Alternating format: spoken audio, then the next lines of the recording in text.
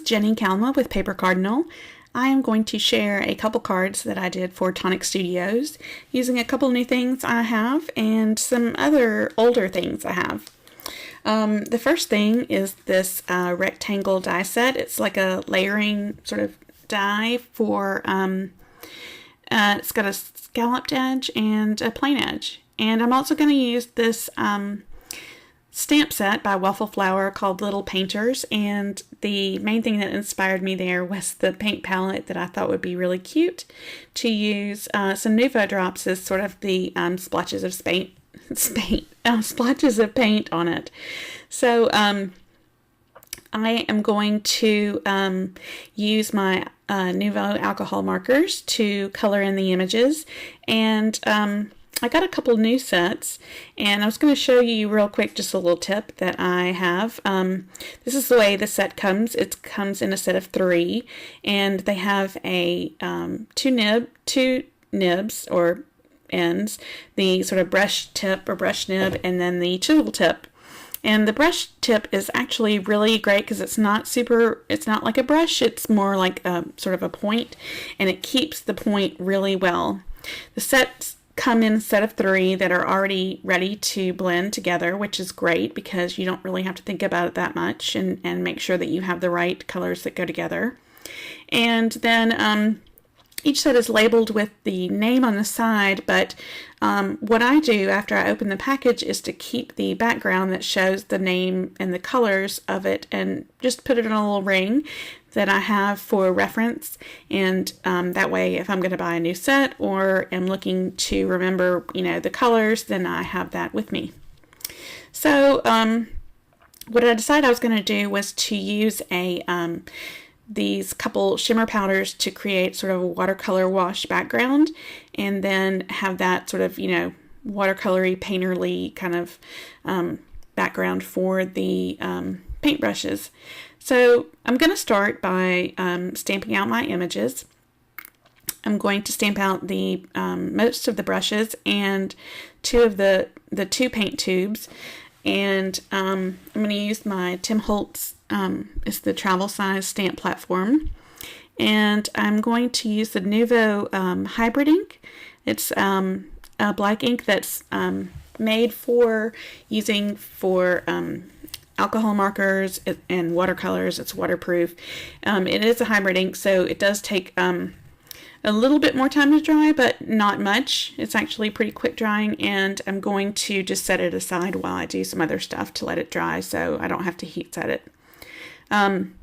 Since this is a new stamp set, it does take me a couple times to make sure that I get a really good impression. And one of the things I really like about the stamp platform is that it is open on 2 ends, so you can use a bigger size piece of paper like this one without having to, cut it down and make it too restrictive. So while the images dry, I'm going to take a piece of this already pre-cut watercolor paper. It's from Strathmore. It's a cold press that is, I believe, 140 pounds, so it's fairly thick, and but it's a 5x7, so it's not A2 size. So I'm just taking out my dies there to see what kind of size I'm going to get. And what I decided to do is I mist my paper really heavily with water, and then I put some of the powders onto my Easy Clean mat here, and I'm going to drop some water droplets on there and sort of mix a little paint kind of with it. And you can see how shiny and beautiful the mica is inside each of those. So I have one that's the blue. It's the blue Blitz, and the green or the sort of teal color is Atlantis Burst. And then I have a mix of the 2 there in the middle.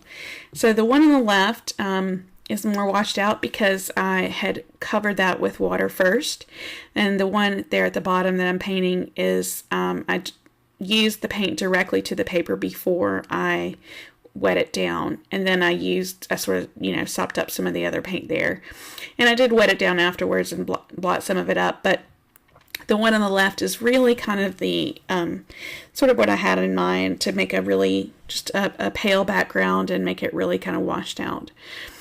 So, but I do use them both for the cards. So I'm going to dry those real quick with a heat tool and set them off to the side and go back to my stamped images here to color them. That was a quick little sketch I did to see what I was going to do for my cards. And I had two different plans. One to have them sort of set, all the brushes set, you know, side by side and have the paints at the bottom. And then the other one is sort of have them gathered together underneath the palette. So I'm going to color them sort of in two different sets of colors, and I color one set sort of like there are sort of like wooden brush handles, and I've got several different paint styles or paintbrush styles, some of them that are like this. I've got another one, I think it's the Royal brushes that are like a deep maroon, and then the Nuvo brushes are actually like a silver metallic. So I mean, there's lots of different ways you could do it. I actually like the way, if I could mix the two ways I ended up coloring these, I would probably do that next time. So I colored the handles like they are sort of wood, and then this would be like the metal tip before the brush is in it. And I colored the paint, like sort of tips of each of the brushes in color with the colors of Nuvo drops I'm going to use for the paint palette. And those colors are a sort of, not quite a rainbow, but they're 5 colors that kind of, you know, make a rainbow-ish color. And what I did on these colors, I started with the paint and then colored the brush bristles. And I really liked, I didn't like the way that came out as much as I did on the second set where I colored the brush bristles and then colored the paint kind of over it, like it looked like it was sort of, they like were really dipped into paint. And most of my brushes are either black, like sort of dark black bristles, or they are like a light brown, you know, they're either synthetic or real brush horsehair bristles. I guess they're horsehair or whatever they are. So I actually liked the lighter hair bristles that I did on the second set. So I like the wood handles, but I like the bristles of the other set. If I could mix those two next time, that's probably what I'll do.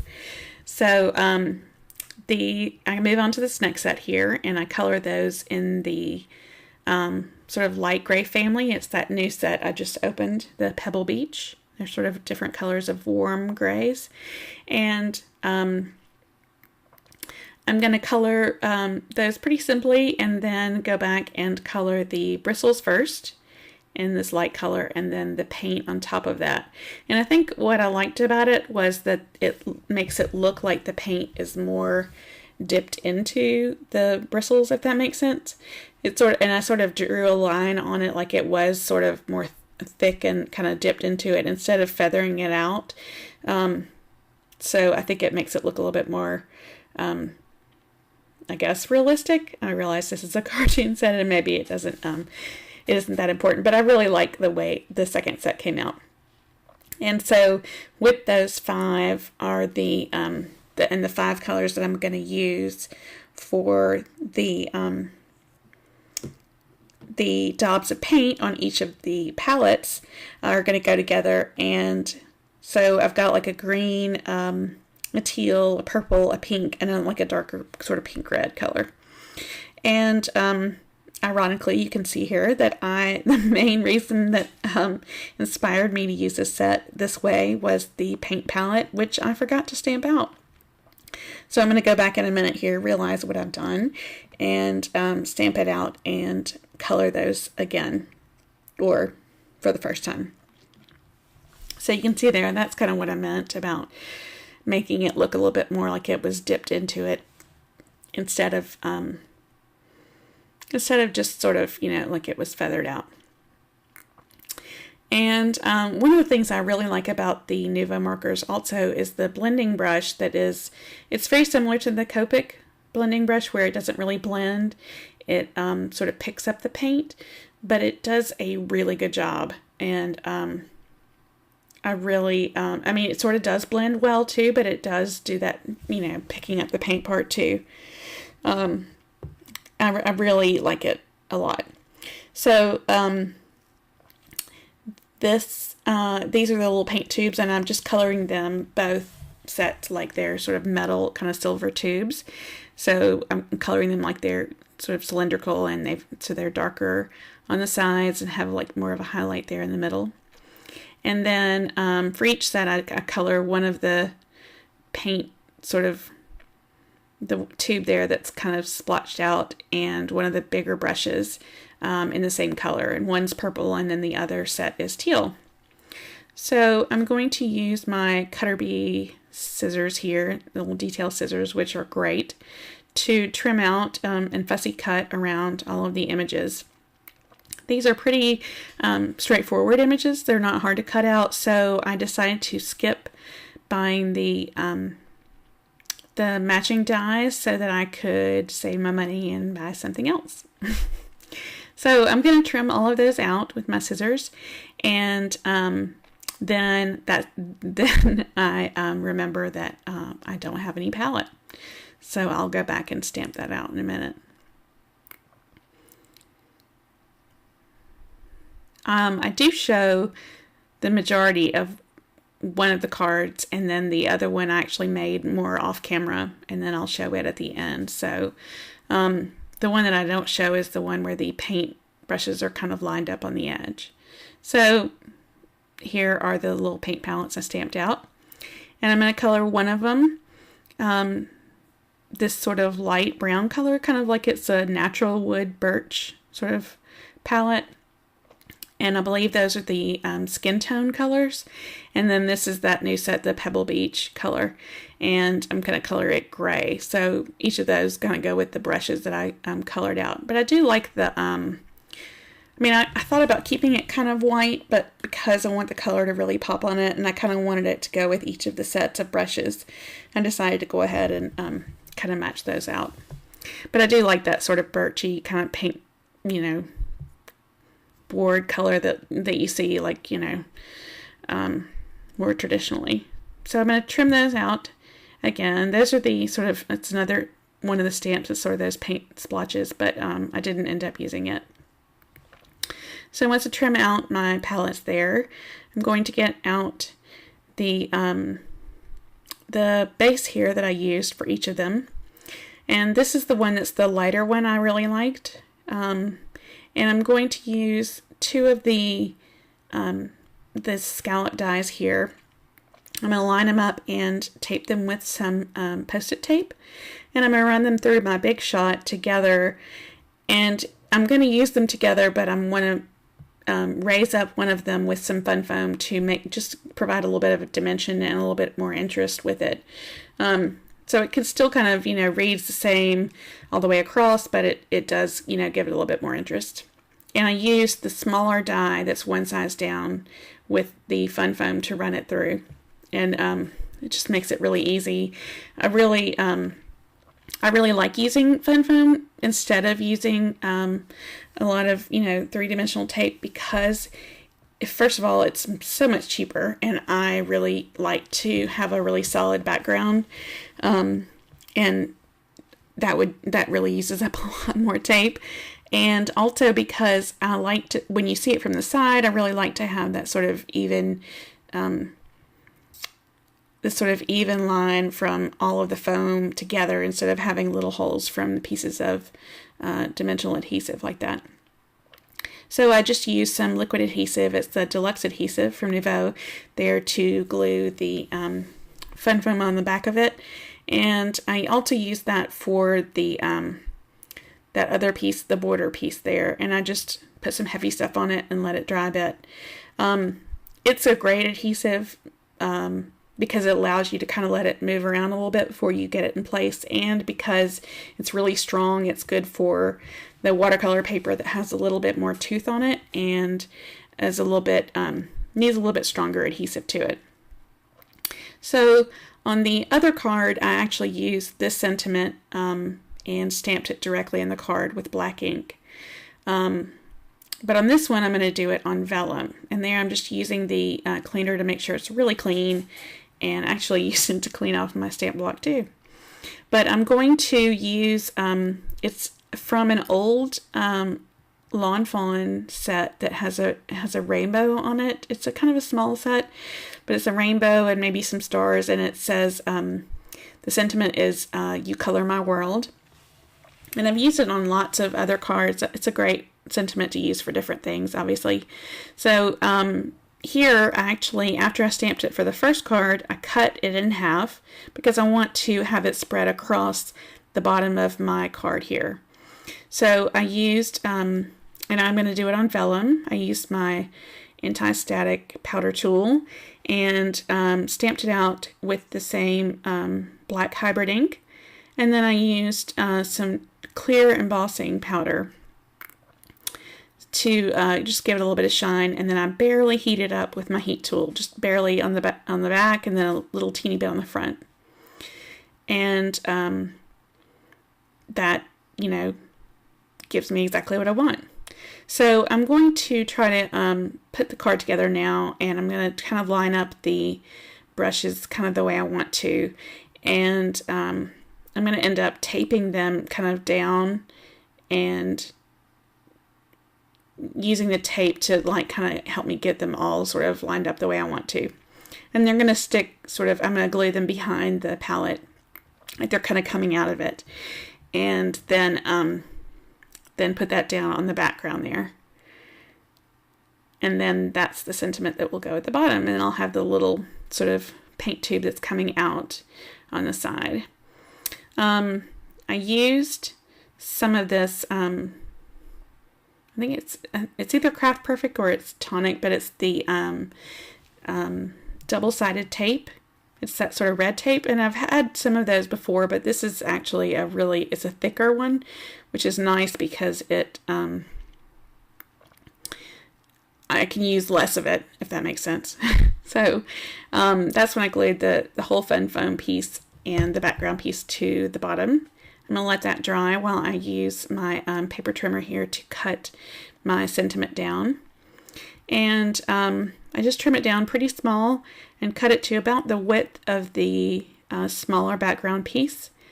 And then I'm going to cut some sort of banner edges in the sides of it there. I end up using my smooth precision glue pen behind the letters to just tiny bits of glue to glue down the vellum sentiment. But I actually saw something recently where someone said that they could if you used a clear drying glue and you just spread like a thin layer across the entire piece of vellum and glued it down, then the clear glue would dry and you wouldn't see any of it behind the vellum. And I haven't tried that out yet, but that's something to try. I just didn't want to risk it at this point. So I do use that and just dot some teeny little tiny dots of glue behind the sentiment there. And now that that's all set, I'm going to use my shimmer pen to just add a little bit of glitter around the border there and then onto the paint and the brushes. That's the other card where I had them lined up, and you can see the way the Nuvo drops look on the palette. I'm going to use that double stick tape to glue this down to my card base, and then I will put the drops onto the palette on the front of this.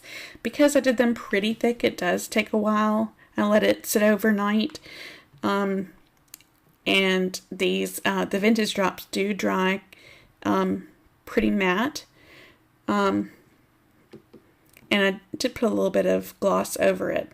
So I'm going to match the colors to the colors sort of in order. And it's the Pioneer Green, Bonnie Blue, Bohemian Teal, Dusty Rose, and Postbox Red.